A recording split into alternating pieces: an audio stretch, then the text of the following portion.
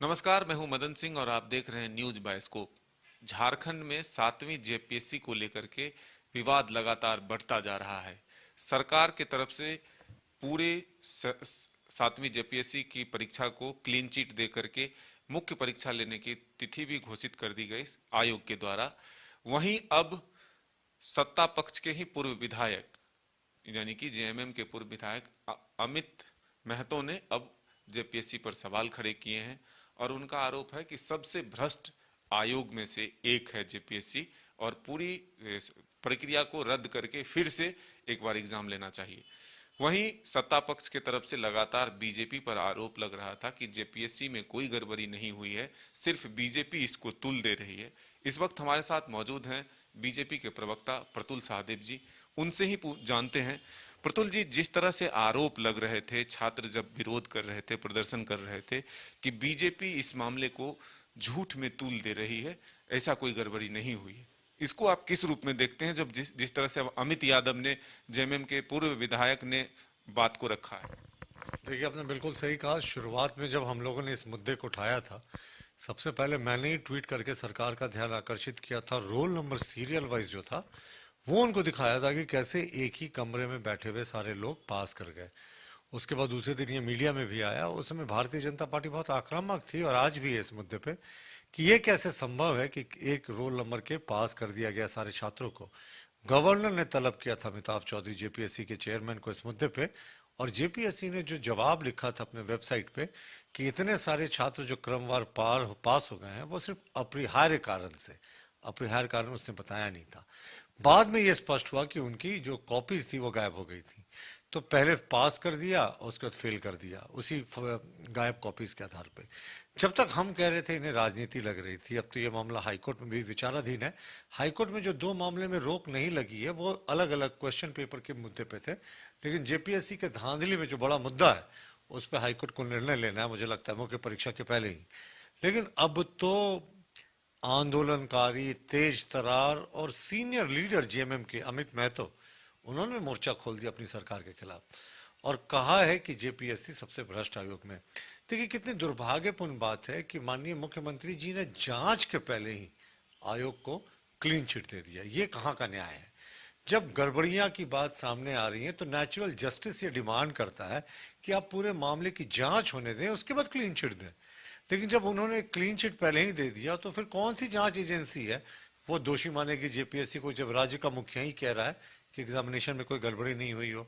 तो बहरहाल जिसे हम जिस चीज को हमेशा कहते थे, अब वो सत्ता पक्ष के विधायक भी, पूर्व विधायक भी कह रहे हैं। तो प्रतुल जी, लेकिन सबसे महत्वपूर्ण सवाल ये है कि जब आप लोग आवाज उठा रहे थे तो सत्ता पक्ष की तरफ से ये कहा जा रहा था कि बीजेपी के पास कोई मुद्दा नहीं है और युवाओं को दिग्भ्रमित करने का काम करते हैं, फंडिंग करते हैं। इन तमाम आरोपों के बीच जब ये बातें आई हैं तो इसको आप किस रूप में? देखिए, तरह तरह की उस समय युवाओं को बदनाम करने की कोशिश गई थी। बीजेपी फंडेड आंदोलन, हम राशन पहुंचा रहे हैं, पैसा पहुंचा रहे हैं, और ये बाहरी छात्र हैं, ये भी आरोप लगाया था बड़े नेताओं ने। तो दूसरे दिन वही छात्रों ने अपने खतियान को लेकर प्रदर्शन किया और कहा, माननीय मुख्यमंत्री जी, हम भी यहाँ के खतियानधारी छात्र हैं, लेकिन जो गड़बड़ियां हुई हैं उसके बाद अब देखें। जब जेपीएससी के गड़बड़ियों के विरोध करने में जुलूस निकला था, उस जुलूस में आमंत्रण पे हमारे विधायक भानु प्रताप शाही और अनिल जायसवाल भी गए थे, तो पुलिस ने बेदर्दी से छात्रों को लाठियों से पीटा। और विधायक भानु प्रताप शाही तो बहुत जाना पहचाना चेहरा है प्रदेश के, उनको भी पुलिस ने पीटा और पुलिस ने बाद में कहा कि हम पहचान नहीं पाए विधायक हैं। देखिए, ये साफ दिखाता है कि ये पूरा जो है स्टेट, वो पुलिस स्टेट में तब्दील हो गया है।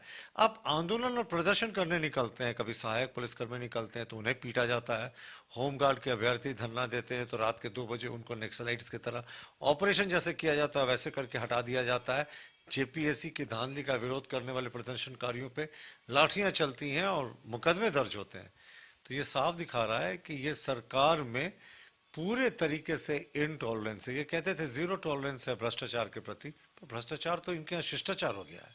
एक तरफ फिर से अब छात्र आंदोलित हो रहे हैं कि राज्य में कोविड को लेकर के प्रोटोकॉल लागू है, गाइडलाइंस लागू है, 31 तक जो है किसी भी ऑफलाइन एग्जाम को नहीं लेना है। लेकिन सरकार यानी आयोग जो है वो अब 28 जनवरी से मेंस का एग्जाम ले रही है। इसको किस रूप में देखते, क्या जल्दबाजी है सरकार को? नहीं, बहुत हड़बड़ी में है जेपीएससी, और ऐसा लगता है पता नहीं जो गड़बड़ियां हुई हैं उन्हें ढकने का प्रयास हो रहा है, कुछ छात्रों को सफल कर दिया जाए। किस कारण से सफल किया जाए, क्या किसी की मुट्ठी गर्म हुई है और उसको हड़बड़ी है इस तरह के एग्जामिनेशन लेने को? और मुझे जो सूचना प्राप्त है, मेरी सूचना गलत भी हो सकती है, कि शायद इन्होंने डिजास्टर मैनेजमेंट अथॉरिटी से स्पेशल परमिशन लेकर ये एग्जामिनेशन कंडक्ट कराने जा रहे हैं। पर ये इतनी हड़बड़ी क्यों? आपने बिल्कुल सही बात कहा, ये हड़बड़ी साफ दिखाता है कि गड़बड़ी हुई है, और ये हड़बड़ी उसी गड़बड़ी को छिपाने के लिए की जा रही है। तो ये थे प्रतुल सहदेव जी, जिन्होंने कहा कि सरकार यानी आयोग के द्वारा मुख्य रूप से जो गड़बड़ियां हुई है उसको ढकने के लिए ये हड़बड़ियां अपनाई जा रही है और जल्दबाजी में मेंस के एग्जाम लेने की कोशिश की जा रही है। तो बीजेपी लगातार इसको लेकर के आवाज आगे भी उठाते रहेगी और हाईकोर्ट के फैसले पर भी निगाहें सबकी टिकी हुई है। आखिर क्या कुछ फैसला हाईकोर्ट सुनाती है। अपने सहयोगी हृदय के साथ Madan Singh, news by scope, Ranchi.